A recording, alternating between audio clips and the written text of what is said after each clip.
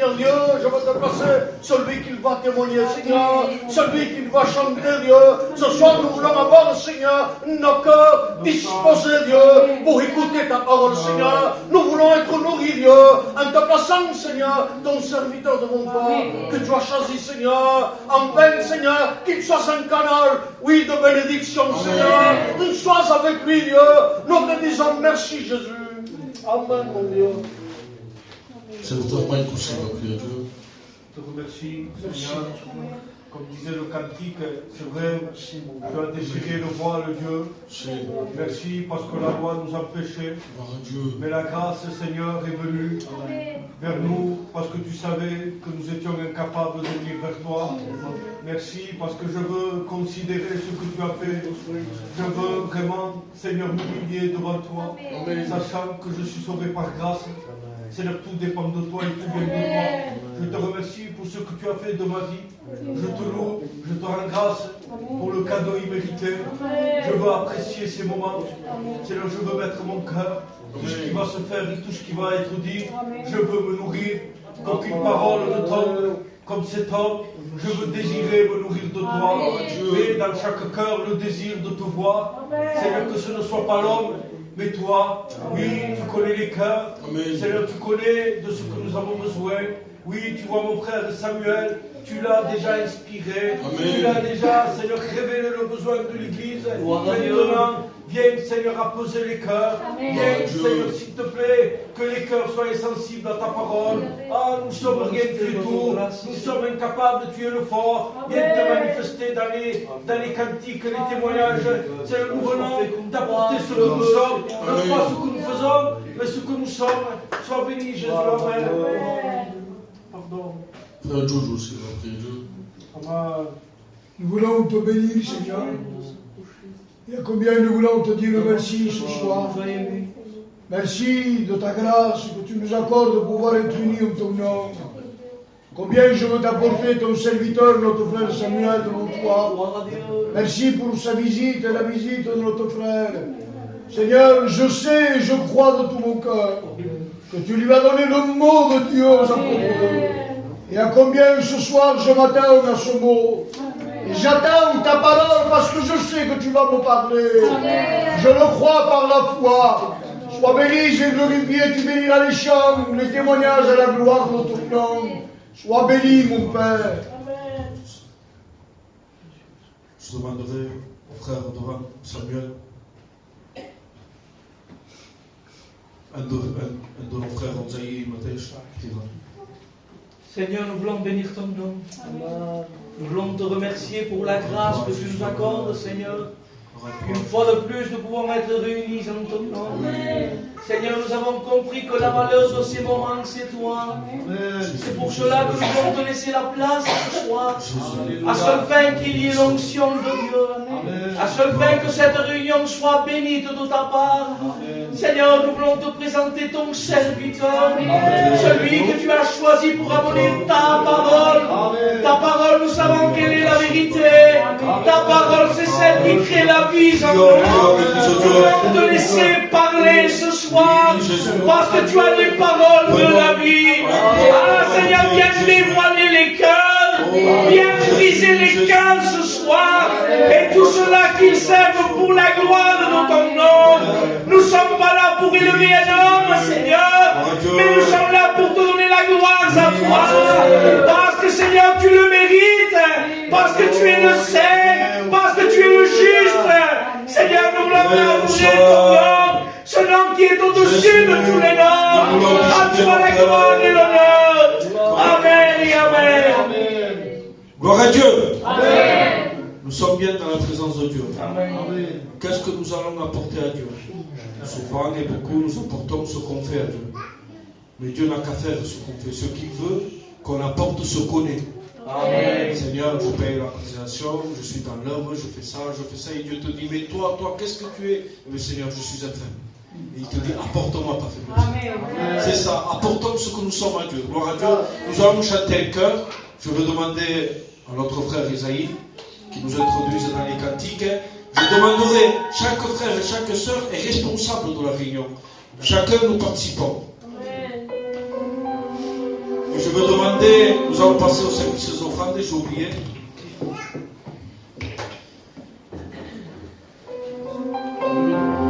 Frère David va s'approcher, il va passer au milieu de vous. Jésus-Christ, sois béni, sois glorifié, roi des rois, lion de la tribu de Juda.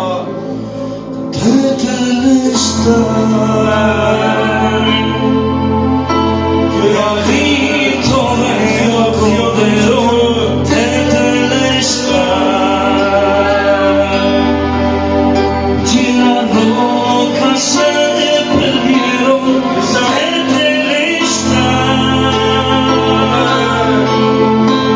Y los muertos vivieron, Tetelestai. Satanás y su obra perecieron, tout est accompli. Voici le cri de l'agneau, tout est accompli.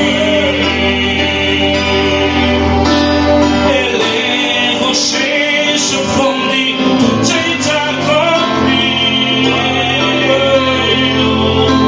Les morts ressuscités, tout est accompli.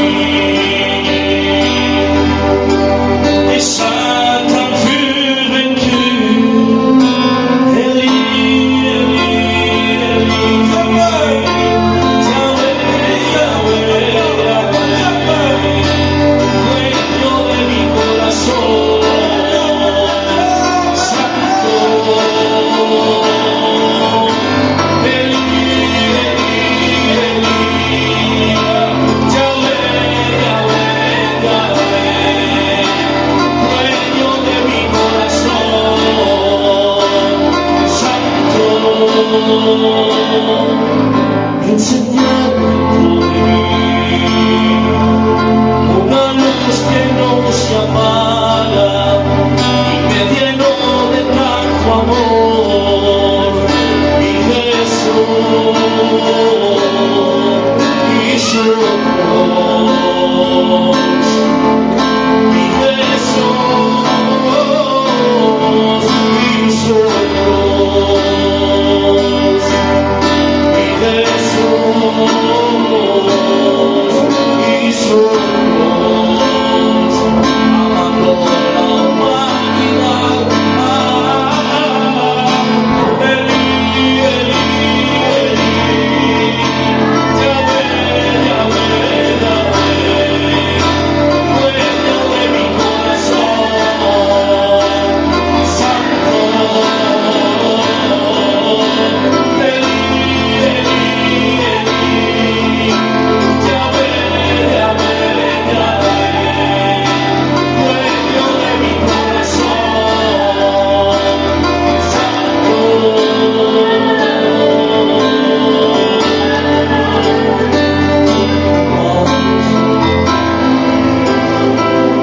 Porque no hay otro como tú, porque no hay nada igual a ti. Eres incomparable, eres inigualable, mi Señor.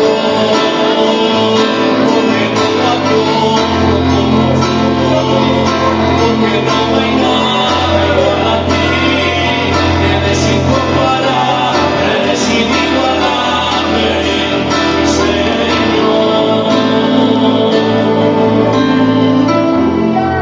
Gloire à toi, Jésus. Pardon, Seigneur, pour ce que je suis. Alors, c'est toi. Je ne te mérite pas, Seigneur. Gloire à Dieu. Qui sommes-nous réellement? Qui sommes-nous réellement? Parfois on se croit fort. C'est moi, Dieu te dit non. Si tu serais, qu'est-ce que tu es réellement? On est faible, fragile. Tout ce qu'on fait vient d'en nous, vient de Dieu. La réunion dépend de lui ce soir. Je ressens la présence de Dieu. Nous allons prier pour ces offrandes. Que Dieu bénisse l'œuvre de la trésorerie. Qu'avec cela, l'œuvre avance. Gloire à Dieu, nous allons prier. Et pour cela, je veux demander au frère David, au devant, qu'il remercie Dieu pour ses offrandes. Ah Seigneur, combien je loue ton nom ce soir. Merci Seigneur pour cette réunion, parce qu'on sait Seigneur qu'on va être béni de ta part. On sait que tu es au milieu de nous ce soir. Seigneur, merci pour ces offrandes mon Seigneur. Multiplie ces offrandes Seigneur pour l'œuvre de Dieu. Seigneur, tu vas bénir celui qui l'a donné et celui qui n'a pas pu donner. Seigneur, tu vas bénir chacun de nous ce soir. Amen et Amen Jésus. Oh Jésus.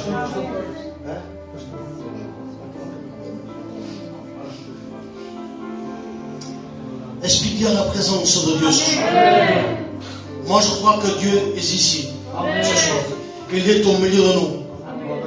J'étais assis là.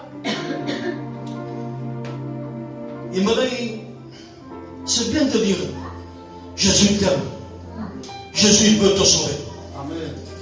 Mais si tu ne prends pas une décision, si tu ne veux pas changer de vie, tu vas partir de la même manière que tu es rentré.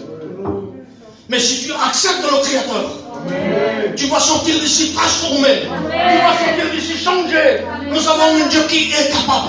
La Bible nous dira, ce qui est impossible à l'homme, donc il est le possible de Dieu. Et ce soir, il est là au milieu de nous. Je veux appeler le frère là en question. Il va venir là où nous devons venir. Que Dieu le bénisse.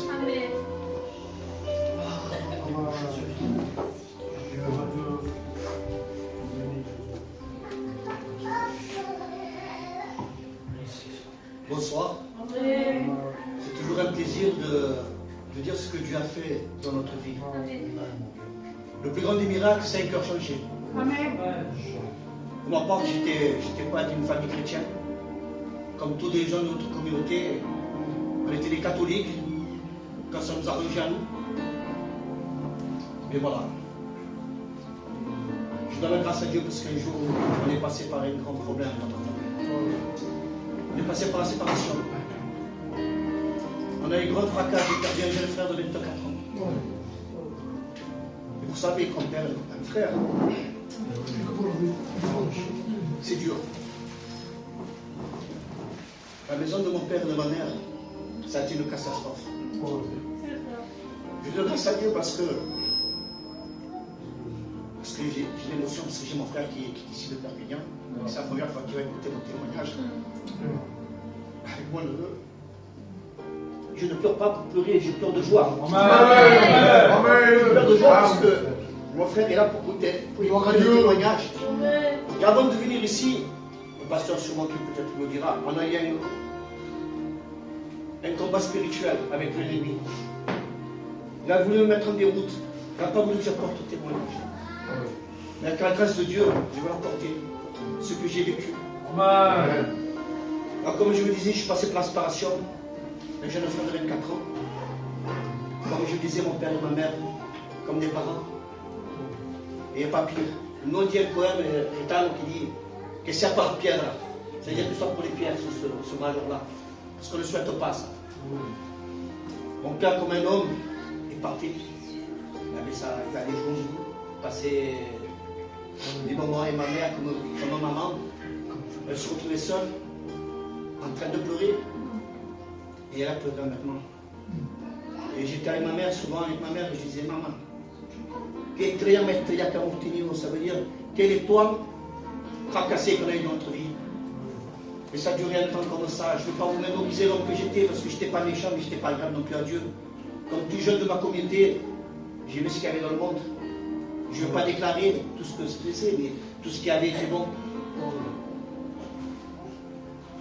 Et il fut un don comme ça que j'ai duré. Ça a duré 23 ans. Pendant 23 ans dans ma vie, c'était l'amertume. J'avais la haine en moi, j'avais la rage en moi. Presque j'allais passer par la séparation avec ma femme. Parce que plus je prenais de l'âge, et plus j'avais de la haine. C'est vrai, j'ai eu des enfants, c'est la vérité. C'est beau d'avoir des enfants, il n'y a rien de plus beau chez nous. Chez nous, les gitans, on adore nos enfants, c'est un prince roi comme ils disent. C'est vrai, j'ai eu des enfants, mais c'est pas pour ça que j'étais heureux. Arrivé le soir, c'était toujours pareil, l'amertume, la haine. Et je passais avec ma femme. Et je demande pardon au Seigneur. Et ça a duré pendant 23 ans.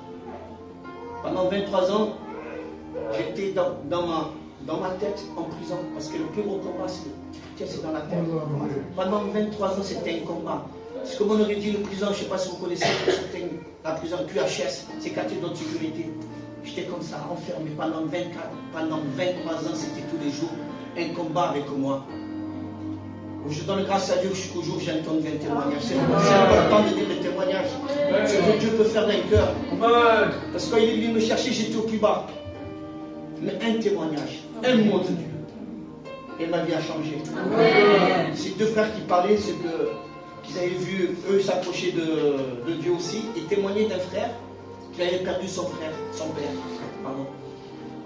Et qu'il avait du mal à pleurer. Il n'arrivait pas à pleurer. Et c'était deux cousins qui étaient en train de me raconter ça. Ils ne comprenaient pas. Comment on perd un père, c'est comme tout le monde a un père et un papa. Enfin, ceux qu'ils ont, moi, mon père est parti grâce auprès du Seigneur. Moi, mon père, c'était mon ami, c'était tout pour moi. Et ils n'arrivaient pas à pleurer. Et moi, j'entendais ça. Et ça m'a tapé dans mon cœur, ça m'a tapé dans mon cœur, ça m'a tapé dans mon cœur. Et je ne sais pas, mais avec Dieu, tout est possible. Amen. Et moi, j'étais à côté, j'écoutais ça.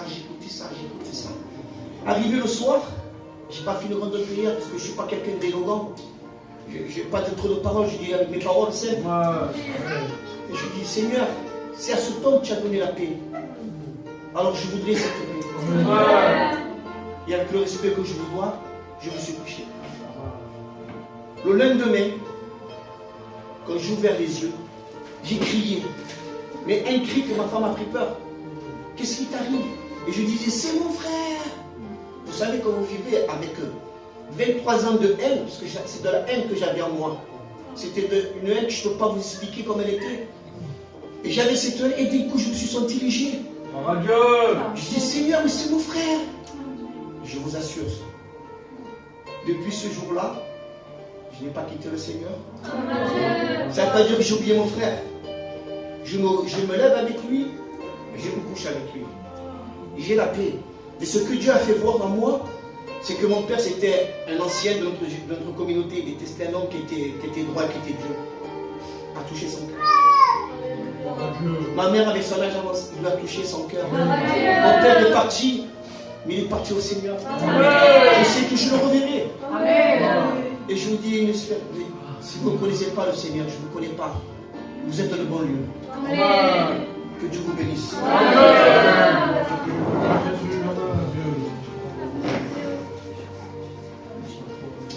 Voilà, comme il a été dit, responsable, la parole, ça va jusqu'à l'Atlantique.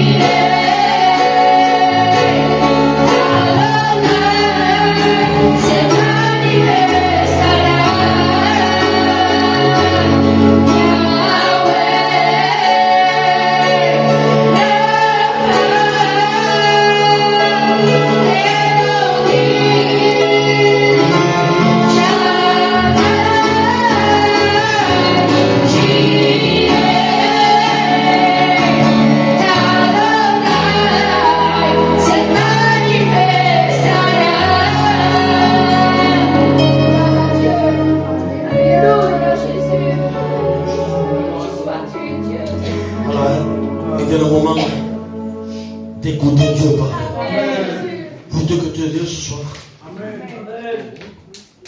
Avant de lui laisser la place, maman et maman à l'Ismaël, un corps pour qu'il passe à Tout louange, Dieu Seigneur, nous te glorifions. Ah Seigneur, je te présente ton serviteur, bénis le pasteur Samuel devant toi. Seigneur, encourage-le, sois avec lui, mon Dieu. Seigneur, que sa pensée soit ta pensée, mon Seigneur. Que ce soit, qu'on se sente libre, mon Seigneur, à travers ton peuple, Dieu Seigneur. Seigneur, je te présente chaque cœur ici présent, pouvoir recevoir ta parole, mon Dieu. Accorde toute la gloire, mon Sauveur. Amen et Amen. Voilà, Amen, gloire à Dieu. J'ai beaucoup de joie ce soir d'être parmi vous. Amen. Je voudrais, avant que je puisse prêcher la parole de Dieu, premièrement remercier les frères pour l'invitation. Je crois que derrière l'invitation des frères, il y a la volonté de Dieu. Puisque, sincèrement, c'est poussé par l'Esprit que des hommes ont parlé, mais c'est aussi poussé par l'Esprit qu'on appelle nos frères pour qu'ils puissent parler de la part de Dieu. Béni soit Dieu. Donc je voudrais qu'on puisse chanter un cantique. Je voudrais chanter un cantique avant de commencer à prêcher. Si vous voulez bien, on ferme nos yeux. Et on écoute les paroles de ce cantique, si vous voulez bien quand même. Nous te glorifions, Seigneur, Amen. Accorde-nous ta grâce. Nous nous attendons à toi.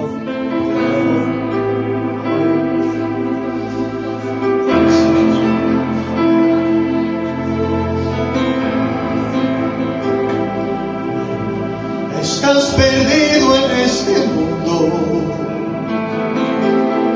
porque todo es vano, falso y mentira. Lo que te dan por una mano, por la otra te la quitan. Poco a poco te estás hundiendo, está matando tu vida. Estás perdido en este mundo, porque todo es vano, falso y mentira.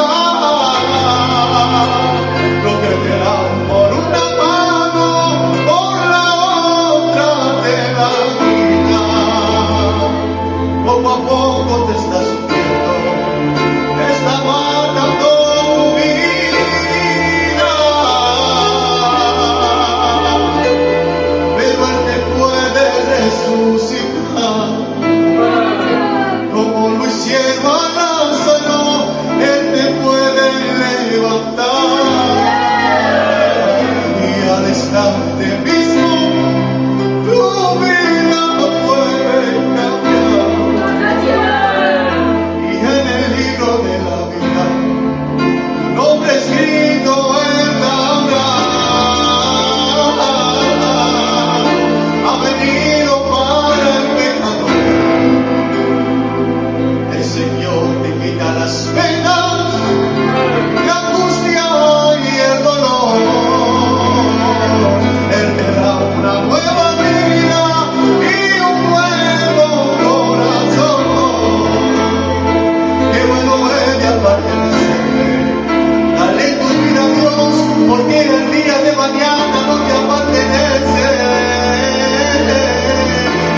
Pero Él te puede resucitar, como lo hicieron a Lázaro. Él te puede levantar, y al instante mismo tu vida puede cambiar. Y en el libro de la vida, tu nombre escrito estará, tu nombre escrito estará.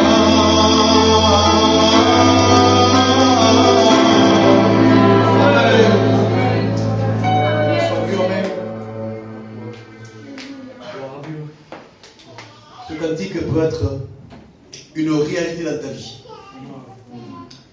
Je voudrais que sans plus tarder, nous puissions lire la parole de Dieu. Alléluia.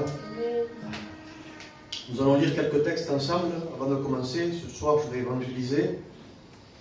Nous allons lire l'Épître aux Hébreux, au chapitre 2, ce que la parole de Dieu, versets 1 et 2.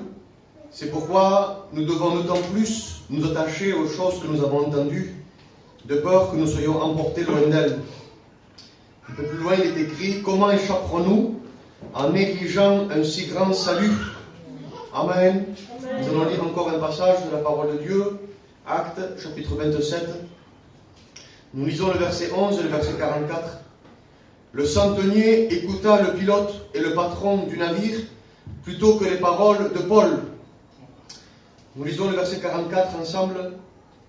Il écrit: il ordonna à ceux qui savaient nager de se jeter les premiers dans l'eau pour gagner la terre, et aux autres de se mettre sur des planches ou sur des débris de navire, et ainsi tous parvinrent à terre sains et saufs.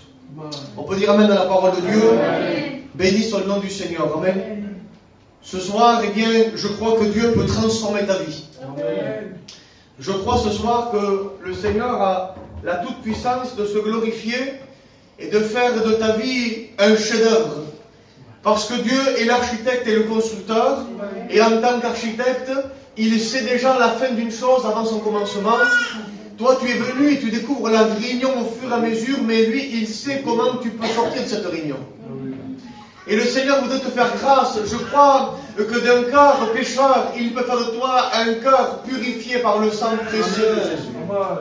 D'un cœur angoissé, il peut accorder sa paix, parce que la paix vient lorsque la nouvelle naissance vient. Amen. La paix est un résultat produit par le Saint-Esprit, déposé dans notre cœur par le Saint-Esprit selon Galates 5:22. Alors pour recevoir la paix, il faut recevoir la nouvelle naissance. Et dans cette soirée, tu peux recevoir quelque chose d'extraordinaire. Ne viens pas pour recevoir quelque chose, parce que l'évangile n'est pas quelque chose. L'évangile, c'est quelqu'un. Alléluia. Et en recevant ce quelqu'un, dont son nom est Jésus-Christ de Nazareth, le Fils de Dieu, en recevant Jésus, écoute, Jésus, on peut le connaître de divers aspects. Mais quand la Bible dit de le connaître, c'est-à-dire c'est une relation intime. Et je t'invite ce soir, je te souhaite d'avoir une relation avec Jésus-Christ qui t'amènera à un mariage éternel. Amen. Alléluia. Amen. Je voudrais simplement ce soir te raconter une histoire que j'ai peut-être déjà racontée une fois ou deux, mais j'ai à cœur ce soir de la raconter parce que j'ai une ferme assurance que Dieu veut venir sauver des personnes qui sont enfouies dans la boue du péché, des personnes qui sont dans un découragement profond et que ça ne termine pas, que la chose n'a pas encore changé. Et j'ai foi véritablement en cette réunion pour que Dieu vienne te relever, te redresser, te mettre à port, te mettre à l'abri de ses ailes. Alléluia. Alors je voudrais que vous soyez avec moi pendant cette histoire. Je vais vous raconter l'histoire que vous connaissez bien. C'est une histoire qui s'est réellement déroulée un jour, non pas écrite dans la parole de Dieu, mais m'en servir comme étant une histoire pour pouvoir m'appuyer, pour bien annoncer quelque chose. Voyez-vous, il y avait un jour, c'était le 11 avril 1912, ça fait déjà quelques années de cela, il y avait un port qu'on appelle en Irlande Queenstown. Et Queenstown, c'était un port qui était très grand. Et il y avait là une construction qui a été faite pendant des années, auquel on a parlé et parlé. C'est passé dans les médias, dans la télé, c'est passé dans les journaux et dans toutes les revues de l'époque. Il y avait un bateau extraordinaire qu'on appelle le Titanic. Je crois que vous avez déjà tous entendu parler du Titanic. Voilà que le Titanic a été construit, un bateau qui faisait 291 mètres de longueur, 46 300 tonnes, un bateau qui était composé de 8 étages. D'ailleurs, sur ce bateau, il y avait écrit une phrase assez intéressante. Il y avait écrit: le Titanic est insubmersible, même Dieu ne peut couler le Titanic. Voilà que ce bateau a fini d'être construit et pour la première fois, il devait quitter le port. Et dans quittant le port, il devait partir à New York. Ce bateau luxueux, majestueux, auquel il était distinguable de tous les bateaux de l'époque. 8 étages, composés de 2227 passagers. Sur ces 8 étages, il y avait 3 catégories de personnes, 3 classes. Les premières classes, c'était des collectionneurs, rois chemin de fer, des présidents, des hommes très fortunés. Les secondes classes, c'était des médecins, des hommes politiques, des hommes d'affaires. Et les troisièmes classes, c'était des gens ordinaires, des gens même certains immigrés, rebus de la société. Et dans ce bateau, il y avait les premières classes qui étaient dans des suites Louis XV, avec des meubles Louis XV, des choses, des décorations luxueuses. Il y avait des troisièmes classes qui étaient dans les cales du navire à 8. dans les cales du navire, en train de s'entasser les uns sur les autres. Ils dormaient à 2 ou 3 par lit, ils s'entassaient. Et puis bien sûr, sur le bateau, il y a tout ce dont il est nécessaire pour passer un bon moment, pour se distraire. Il y avait des pistes de danse. Il y avait des restaurants pouvant accueillir 500 personnes. Il y avait des coiffeurs, il y avait des boutiques. Il y avait tout ce que l'homme et la femme nécessitent pour passer un bon moment. Il est parti, le bateau, il quitte l'ancre à 11h30 du matin. À 11h30, il retire l'ancre et il commence à prendre le large. Et lorsqu'il prend le large, les gens se sentent bien. Les gens se sentent épanouis. Ils profitent de ce bateau. Ils profitent de ce moment. Mais voilà que le temps est passé. Et ça fait maintenant 12 heures que les gens sont sur ce bateau. Ils sont en plein milieu de l'océan Atlantique. Lorsque d'un coup, le veilleur va annoncer à 23h40 qu'il y a un iceberg à 600 mètres. Alors qu'il annonce qu'il y a un iceberg, le capitaine Edward ne veut pas prendre en considération l'appel du veilleur. En quelque sorte, il ne la caso, il ne fait pas attention à lui. Et le veilleur va commencer à faire l'appel avec plus d'insistance.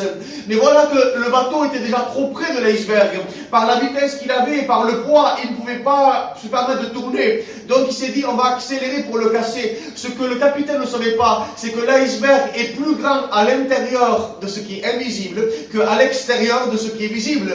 Alors bien sûr qu'il frappa l'iceberg à minuit moins 5.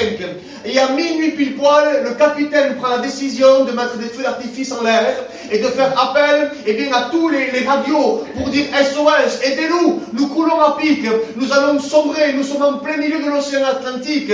À minuit 15, le capitaine prend la décision d'évacuer le navire. Le problème, c'est qu'il y a seulement des canaux de sauvetage pour accueillir 1180 personnes, mais il y a 2227 passagers. Ça veut dire que la moitié est donc condamnée à mort. Alors il descend le premier canot de sauvetage descend à minuit 45. Et lorsqu'il descend à minuit 45, il compte 65 places. Ça veut dire que 65 personnes peuvent descendre dans le canot. Seulement 27 personnes rentrent dans ce premier canot. Pourquoi? Parce que les gens ne veulent pas croire à la gravité de ce qui est en train de se passer. On leur a tellement fait un bourrage de crâne en disant qu'il est insubmersible que pour l'instant, ils ne voient pas l'eau monter dans le bateau. Donc le premier canot de sauvetage, il descend. Et il n'est même pas à moitié plein. Alors bien sûr qu'à minuit 45, le premier descend. Il a fallu 1h15 à 2h du matin. La totalité des canots sont descendus dans la mer et sont en train de reculer. Voilà que le bateau commence à recevoir l'eau, et 1500 personnes commencent à reculer. Ils reculent en ramant. Pourquoi ils reculent? Parce que sinon le bateau, en sombrant, par les vibrations, par l'effet du bateau, par l'aspiration, vont sombrer avec eux. Donc ils s'éloignent.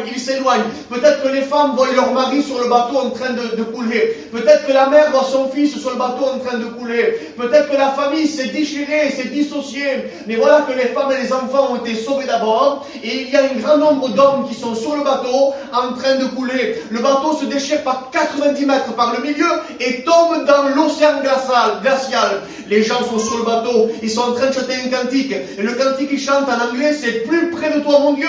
Ils chantent les cantiques. Un homme prêche l'évangile pour annoncer la bonne nouvelle. Et voilà que le bateau est en train de sombrer à l'intérieur de l'eau.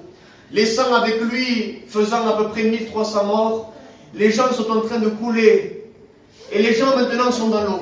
L'eau est glaciale à un tel point que les gens essayent, ils voudraient s'en sortir, alors ils voyaient rien parce qu'ils se retrouvent en plein milieu de l'océan et il est plus de 2h du matin. Les gens ne voient que du noir. Qu'est-ce qu'ils voient? De l'angoisse. Des gens en train de crier, des gens en train d'essayer de s'en sortir, des gens en train d'essayer de nager pour chercher s'il n'y a pas une terre à proximité. Ils cherchent du secours et les gens sont glacés. Un bout de moment, à 4h du matin, ils n'arrivent plus à nager, ils n'arrivent plus à crier. Parce que l'océan glacial les compresse la cage thoracique. Ils n'arrivent plus à respirer. Le froid est trop fort. Le froid est trop fort. Ils n'arrivent plus et ils meurent asphyxiés. La plupart meurent asphyxiés dans le froid. Mais il y a des personnes qui ont eu l'intelligence de pouvoir s'accrocher sur des morceaux de bois. Voyez-vous que dans l'eau, là, quand le bateau s'est cassé, il y avait des meubles qui étaient là. Et les meubles, quand ils sont taillés sur l'eau, les meubles, ça coule pas, ça flotte. Le bois, ça flotte. Et bien sûr que les gens qui étaient sur le bois, en train de résister pour flotter, voilà qu'à 4h10, un bateau appelé Carpathia va venir et toutes les personnes qui étaient sur le bois ont été survivants. On a réussi à les attraper, à les mettre dans le canot de secours et ils ont pu être sauvés. Quand ils étaient dans le canot de secours, on les a mis une couverture, on les a aidés, on les a secourus, mais les autres qui n'étaient pas sur le bois, ils étaient en train de couler. et une grande partie est morte. Il a fallu 2 heures à la mer pour engloutir tout le bateau entièrement. Maintenant, je peux prêcher. Vous avez compris l'histoire? J'y vais, non? Je n'ai pas commencé, j'explique que l'histoire. Maintenant, il faut que je prêche. Genèse chapitre 3 et verset 24. Adam était dans le port de Gethsémani, d'Éden. Et quand Adam et Ève étaient, on va dire, en Éden, vous comprenez, le lieu de délices, ils étaient dans une relation. Épître aux Hébreux, chapitre 6, verset 19, il dit, cette espérance, nous la possédions comme une encre dans l'âme. Comme une encre dans l'âme. Adam et Ève, ils auraient pu témoigner, ils avaient une relation ancrée en Dieu. Une relation vraiment où ils étaient à l'abri. Tant que le port est ancré, tant que le port n'a pas pris le large, il est en sécurité. Mais voilà qu'un jour, Adam et Ève, par leur péché, ils ont décidé de retirer l'encre. Ils n'ont pas obéi et quand ils ont retiré l'encre, ils sont partis. Ils ont été expulsés du jardin. Et quand ils sont sortis, voilà, ils se croyaient beaux, ils se croyaient grands, ils voient la supériorité sur les animaux, ils voient la supériorité sur la nature, sur les choses, ils récoltent, ils sèment, ils sont intelligents, ils innovent, ils créent. Dans Genèse 11, ils vont construire le tour pour se mettre à l'égal de Dieu, la tour Babel. Ils sont tellement dans une optique qui semble la supériorité, comme étant un gros bateau Titanic, tu vois, comme étant un gros bateau distinguable des autres bateaux. Oui, c'est l'homme. Lorsque Dieu a créé les animaux, c'était bon, mais quand il a créé l'homme, c'était très bon. Il sent qu'il y a quelque chose qui est au-dessus. Il se sent tellement bien qu'il parcourt les 46 000 km de la surface de la Terre. Tellement qu'il se sent bien, il va sur la Lune, il va aller sur Mars. L'homme commence à partir dans le large. Il croit qu'il atteint une direction, mais ce qu'il ne sait pas, c'est qu'il n'atteindra jamais New York. Dans le passage de la vie, l'homme, le bateau est la représentation de l'humanité qui est en train de naviguer dans le péché. Et ce que l'homme croit, c'est qu'il va atteindre le bonheur, New York, mais ce qu'il ne sait pas, c'est que dans la route, il y a des obstacles dont il n'a pas des fois trop réfléchi. Et en quelque sorte, il prend le large, il se croit beau, il se croit fort, il prend la navigation. Mais voilà qu'un jour, la Bible dit qu'il est mené à l'homme de mourir une seule fois, après quoi vient le jugement. Voilà qu'il est en train de voir. Et puis écoutez, nous sommes les veilleurs. Ézéchiel 3,17, il va dire, fils de l'homme, avertis de ma part, lorsque tu entendras la parole, tu dois les avertir. Et voilà que ça fait, écoutez, je ne sais pas combien de temps ça fait, 60 ans. 60 ans que les pasteurs prêchent à Perpignan en train de dire, l'humanité va rentrer en contact avec l'iceberg qui s'appelle le jugement de Dieu. Les hommes, un jour ou l'autre, seront jugés par Dieu. Et le jugement se portera sur toutes nos pensées, sur tout ce qu'on a pu dire, sur tout ce qu'on n'a pas accompli, mais qu'on voulait accomplir et qui est comptabilisé devant Dieu. Épître aux Hébreux, chapitre 4, verset 12, sur toutes les pensées de leur cœur. Ecclésiaste 12, 14, sur tout ce qu'ils ont proféré de leur bouche. Tout le jugement va être établi. Les hommes, leur vie va être annoncée de A à Z sur tout ce qu'ils ont pu faire, dire, penser et même pas faire. Le jugement de Dieu est l'iceberg qui est devant, et même si pour toi il a l'air d'être pas très grand, sache qu'il est plus profond que grand en réalité. En quelque sorte, tu as l'impression que tu le négliges, qu'il est non mais ça passe, ça passera pas. L'humanité est en train de prendre le large, l'humanité est en train de profiter. Mais qu'est-ce qu'on fait alors? Vous voyez, venez quand on a 14 ans, 15 ans, on grandit, qu'est-ce qu'on cherche? On cherche l'amusement. On veut des pistes de danse, on veut les restaurants, on veut les boutiques, on veut profiter sur le bateau. Il est en train de prendre le large, on croit qu'il va à New York, mais au passage, il va rencontrer le jugement de Dieu, et on est en train de profiter. Et les hommes pensent profiter, mais c'est qu'une question de temps. Il y a une urgence capitale. Je voudrais vous dire, je suis le veilleur ce soir, qui est en train de vous annoncer que, écoutez bien, il faut changer de direction. C'est un changement d'état de mentalité, la repentance, metanencia. C'est un changement d'état de corps. Je voudrais vous dire simplement que le veilleur va commencer à annoncer iceberg à 600 mètres. Et peut-être que ta vie, elle est comme ça, et la prédication commence maintenant. Tu es un homme, une femme, qui tout simplement vit ta vie comme on te l'a éduqué, comme on te l'a montré, comme tes parents t'ont éduqué, comme la vie aussi t'a formé. Parce que la vie, quelquefois, t'a fait mal. Parce que le péché, quelquefois, aussi t'a détruit. Parce que quelquefois, nous ne nous rendons pas compte que nous récoltons aussi, quelquefois, ce que nous semons. Et quand on n'aime pas ce qu'on récolte, il faut aussi changer ce que l'on sème. Et simplement, la vie, quelquefois, fait du mal, les circonstances sont venues, ont frappé, et tu es un homme qui maintenant te laisse vivre, tu commences à avoir un âge, tu es une femme qui commence à avoir un certain âge, les années passent très vite, et puis voilà que tu es sur le bateau, et puis tu as ton train-train sur ton bateau, tu vas au travail, peut-être tu rentres, peut-être que tu fais des affaires, tu prends soin de tes enfants, tu prends soin, et puis tu as tes habitudes, et puis voilà que tu es sur ce bateau, tu es sorti de ce bateau, tu es sorti du port, tu as quitté l'ancre, peut-être, je m'adresse à une personne qui peut-être a reculé du Seigneur, qui est sur le bateau du monde, qui est revenu, alors qu'il était en sécurité, alors qu'il était ancré dans le Seigneur, tu es parti, maintenant tu es sur le bateau est en train de prendre de la vitesse, il est en train d'accélérer, et voilà qu'à minuit, le bateau a fait un appel de détresse. J'aimerais poser une question, à qui tu appelles ta détresse? Parce que les personnes qui écoutaient que par l'orgueil, ils ne voudraient pas dire à quelqu'un ce qu'ils vivent, mais lorsqu'ils sont le soir dans leur lit, ils pleurent.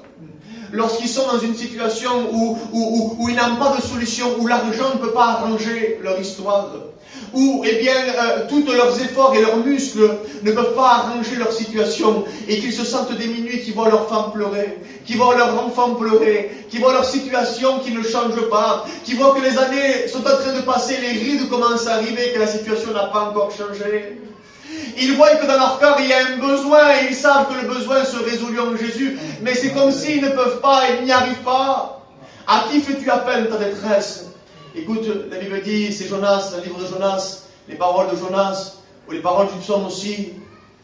Invoque l'Éternel et il te répondra. La Bible dit, dans ces mots, que si tu demandes à Dieu avec un cœur sincère, il dit lorsqu'un malheureux crie, d'un cœur sincère, d'un cœur vrai, d'un cœur pour s'en sortir, l'Éternel l'entend et le délivre de toute détresse. Minuit, voilà que le bateau descend, le bateau fait appel à des détresses. À qui tu appelles? À qui tu appelles? Parce que peut-être que tu t'es confié à un cousin, mais le cousin t'a entendu, mais il n'a pu rien faire pour toi, ça a été que des mots en l'air.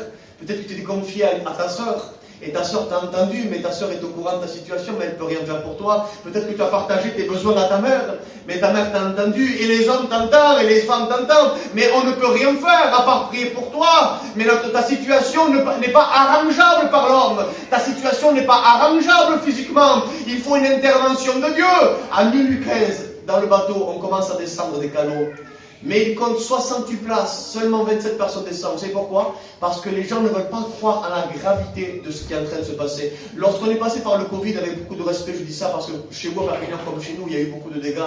Mais quand on est passé par le Covid, il semblerait qu'il y en avait comme une prise de conscience. On réalisait un peu plus certaines choses. Et le Covid est passé et on ne réalise plus à nouveau. Écoutez, l'homme a du mal à réaliser. L'homme a du mal à prendre conscience qu'il est sur un bateau qui va bientôt couler. Regardez le monde dans lequel nous sommes en train de vivre.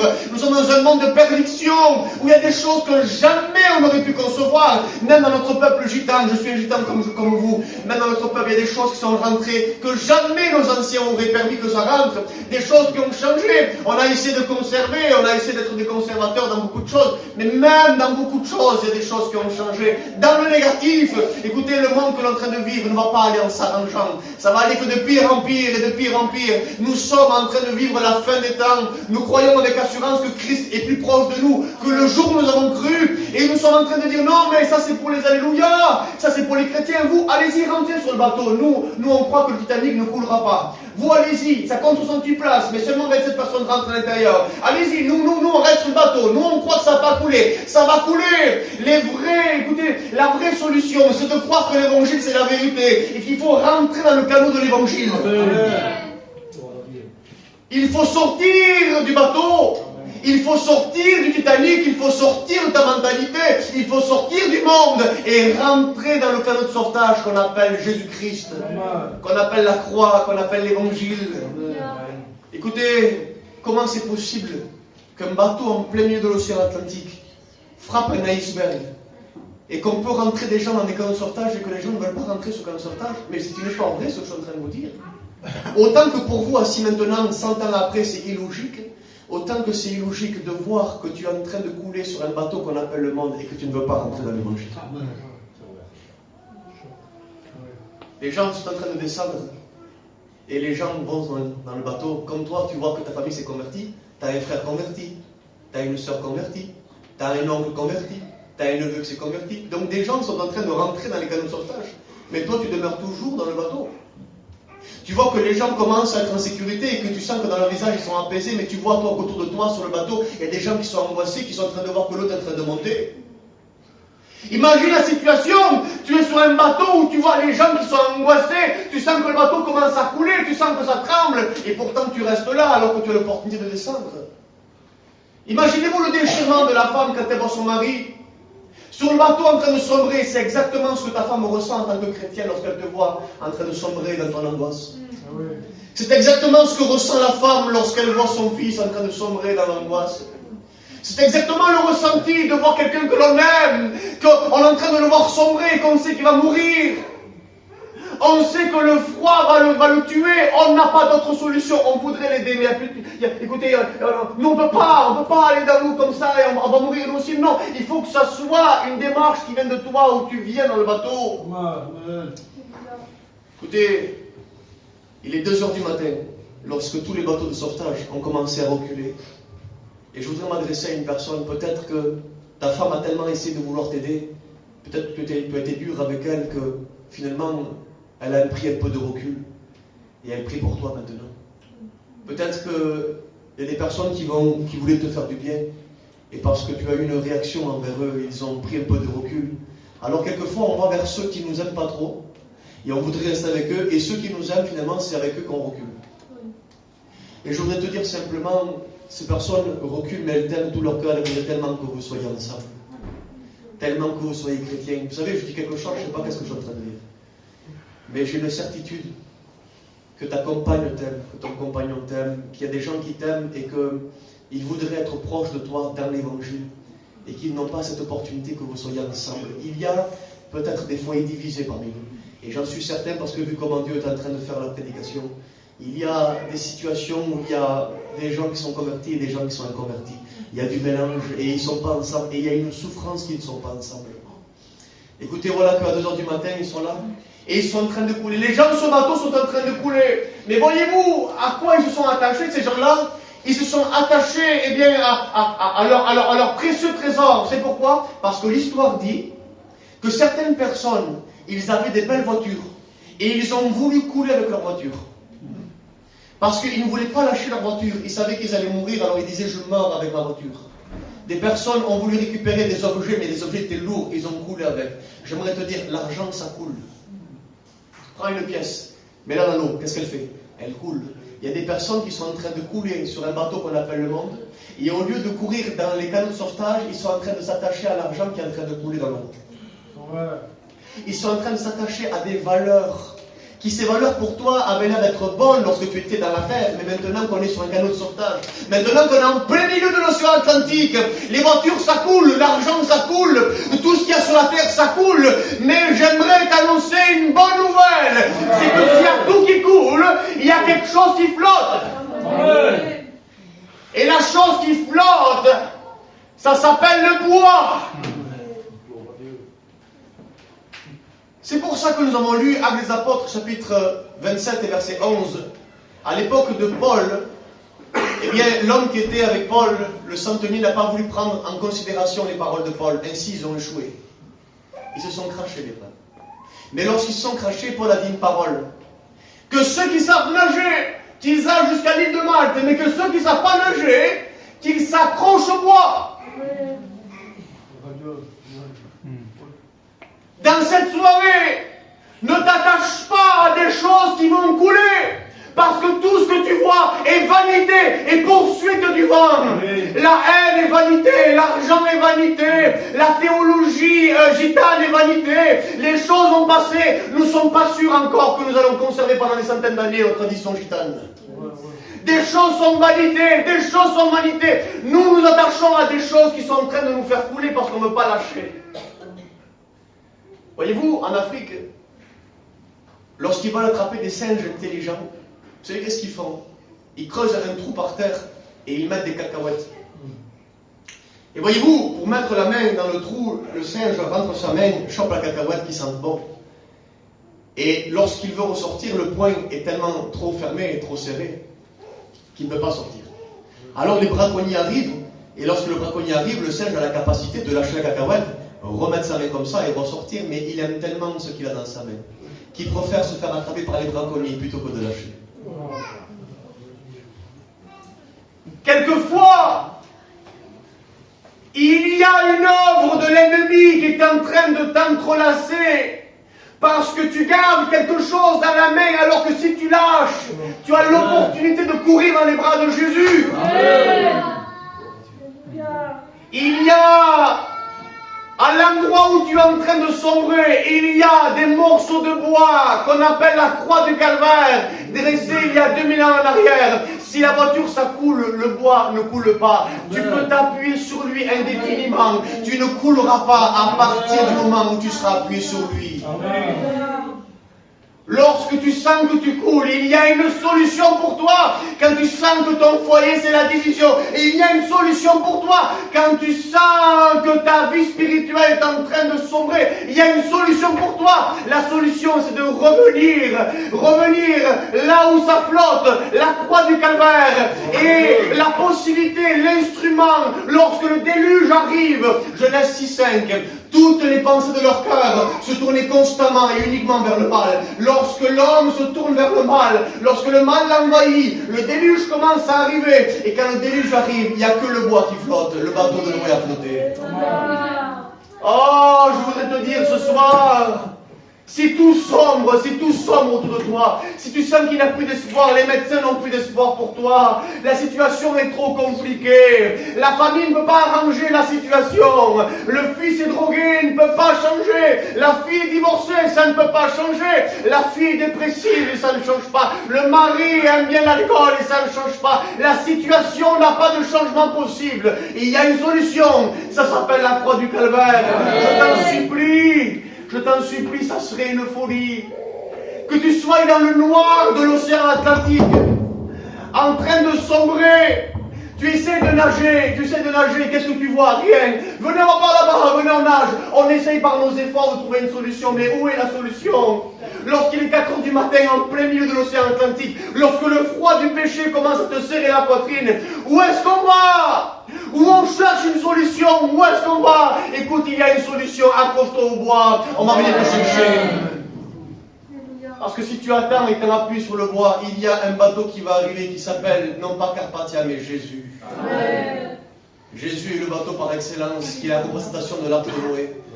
Et il vient et il récupère les survivants, uniquement ceux qui ont été appuyés sur le bois. Nous sommes tous dans le monde ici. Mais quand Christ viendra nous chercher, il viendra chercher les survivants qui étaient appuyés sur le bois. Amen. Nous sommes tous en train de vivre ce que le monde propose. Nous sommes tous en train de voir l'eau qui est en train de sombrer. Écoutez, moi je pars au Brésil. Si vous voyez ce que je vois au Brésil, je voudrais vous faire ça, qui est dans ma tête, dans mes yeux, vous faire ça. Pour voir la misère, que ce n'est pas la misère de Perpignan. De voir la misère que je vois quand je vais là-bas. De voir comment c'est possible que les êtres humains sont considérés plus que des chiens, moins que des chiens.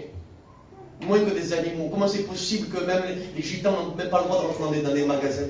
Ils n'ont pas le droit d'être scolarisés. Ils n'ont pas le droit d'acheter dans des carrefours. Ils n'ont pas le droit de rentrer pour s'acheter des vêtements. Comment c'est possible qu'on arrive encore en 2026 à arriver à des situations encore comme ça? Vous dire tout simplement que l'humanité est en train de sombrer, mais ceux qui sont appuyés sur le bois. Amen. Ce soir, je t'en supplie, ta situation n'est pas possible d'être continue comme ça, parce que si tu continues comme ça, si tu sors de cette réunion, en désirant encore chercher des solutions par tes capacités, par ton intelligence, on va trouver, je vous promets, moi j'ai appris que sur E = M6, si on fait comme ça et comme ça et comme ça, on va s'en sortir. Non, tu t'en sortiras pas. Ton intelligence ne pourra pas permettre que tu t'en sors dans des conditions telles que celle-ci. Le péché, on ne s'en sort pas du péché par nous-mêmes. Il faut un changement de nature qu'on appelle la nouvelle naissance. Rendu possible par un miracle. Écoutez, ces hommes sont dans l'eau et je termine bientôt. Lorsque le bateau Carpathia s'approche, il récupère les survivants. Et vous savez pourquoi les survivants, il les récupère? Parce qu'il y a quelque chose d'autre que je ne vous ai pas dit. C'est que souvent, ceux qui étaient accrochés sur le bois, écoutez bien ce que je vous dis, pardonnez-moi pour ce que je dis. Comme ils étaient accrochés sur le bois, ils les ramaient un petit peu. Et quand ils ramaient, vous savez qu'est-ce qu'ils cherchaient? Ils cherchaient dans la bouche de ceux qui étaient décédés des sifflets, parce que certains avaient des sifflets. Et ils avaient récupéré des sifflets avec eux, au cas où. Et beaucoup de ceux qui étaient sur le bois avaient des sifflets qu'ils avaient à eux ou qu'ils avaient récupérés des autres qui étaient dans l'eau, qui étaient décédés. Et ils récupéraient des sifflets. Donc ça fait quand le bateau arrive avec sa petite lumière et qu'il voit plein de personnes qui sont décédées à droite à gauche, mais il entend un bruit, il entend siffler, et quand il s'approche, qu'est-ce qu'il voit? Il voit quelqu'un sur un bateau, même s'il siffle pas fort, son petit sifflet a été entendu. J'aimerais te dire que le Seigneur ce soir t'a donné l'opportunité d'avoir un sifflet à ta bouche. Amen. Et ce sifflet, ça s'appelle la repentance. Peut-être que tu n'as pas beaucoup de force, mais tu peux dire, Seigneur, pardon, tu ne suis pas beaucoup. Seigneur, pardon, je suis en train de sombrer, Seigneur, je sens que le péché m'étouffe. Au début, je ne sentais pas, c'est comme le venin du serpent. Il te pique au début, il te mord, tu ne sens pas tout de suite, mais avec les heures, tu sens que ça commence à te paralyser, tu n'arrives pas à bouger les bras, tu n'arrives pas... Les conséquences du péché, on ne le sent pas tout de suite, mais le temps a passé où on se sent rongé de l'intérieur, on sent que notre foyer a été brisé, on voudrait que nos enfants ne soient plus les mêmes, on voudrait que notre situation s'arrange, mais on se sent comme paralysé dans le froid de l'eau du péché. On voudrait bouger, mais on n'arrive pas, on a même du mal à parler, à s'exprimer, on a du mal à se confier aux gens. T'es quelqu'un qui a du mal à se confier. Je voudrais m'adresser à une personne qui a du mal à se confier aux autres personnes. Parce que tu as été déçu des hommes, tu as été déçu de tes cousins, tu as été déçu de la famille, tu as été déçu toutes les fois où tu as parlé, eh bien, ça a été pire des fois. Alors tu as fini par te renfermer en toi-même. Comme ces personnes dans l'eau, ils ne peuvent plus rien faire, ils ont même du mal à regarder les autres personnes. Qu'est-ce qu'ils voient? Ils voient des gens en train de crier dans l'eau, en train de se noyer, l'eau rentre dans la bouche, ils s'étouffent. Écoutez bien, voilà la situation que nous sommes en train de passer. C'est urgent ce soir. Il y a un bateau qui est en train de passer dans les rangs. Et si tu siffles à la repentance, en disant Seigneur, pardon, il va t'écouter, il va te prendre, il va te mettre dans le bateau qu'on appelle la grâce. Et dans le bateau, il y a une couverture qui est là pour te chauffer. Cette couverture s'appelle le Saint-Esprit, c'est un revêtement de puissance. Il y a aussi de la nourriture pour toi. Vous savez, dans un canot de sauvetage, il y a toujours de la nourriture de survie. J'aimerais te dire, dans ce monde qu'on est en train de vivre, nous les chrétiens, on veut se nourrir de la nourriture excellente. Amen. Sur le bateau, il y a des hommes et des femmes qui t'attendent pour avoir une belle vie. Écoute bien, ce soir c'est ta réunion. Arrête de sombrer. Ne désire plus chercher une solution. Tes capacités ce soir, tu ne pourras pas réussir, c'est trop compliqué. C'est incohérent.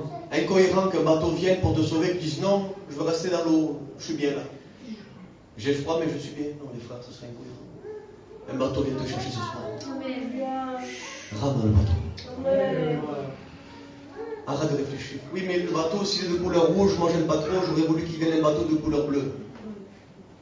Ou la bouée de sauvetage, moi elle ne va pas, moi je voudrais des rayures sur la bouée de sauvetage. Je crois que quand on coule dans l'eau glaciale, on s'en fout de la couleur. On s'en fout de la forme. Ce qu'on veut, c'est être sauvé. Amen. S'il te plaît ce soir, nous vous en supplions, soyez réconciliés avec Dieu. Soyez réconciliés avec Dieu. Dieu a mis un sifflet dans ta bouche ce soir, tu peux siffler. Pas fort peut-être, peut-être dans ton cœur. Peut-être ce ne sera pas un sifflet que tout le monde va entendre, mais un sifflet entendu de celui qui conduit. De celui qui est le chemin, la vérité et la vie. Voyez-vous, dans le bateau de Noé, il n'y avait pas de gouvernail parce que Dieu dirigeait le bateau. Mais écoutez, il est le chemin, il s'est dirigé. Il saura venir vers là où il entend le sifflet. Parce que la lumière éclaire pour voir celui qui est nécessitaire. Le bateau avait une lumière. Hein? Le psaume 119:5, ta parole est une lampe à mes pieds, les lumières sont mon sentier. Jésus-Christ qui est la Bible, il est la lumière suffisante pour te découvrir dans les ténèbres. Il va venir te chercher ce soir. Voulez-vous qu'on ferme nos yeux? Je prêchais simplement, avec simplicité, mais il y a sur ce canot de sauvetage, il y a une couverture. Il y a de la nourriture. Pour toi, c'est possible.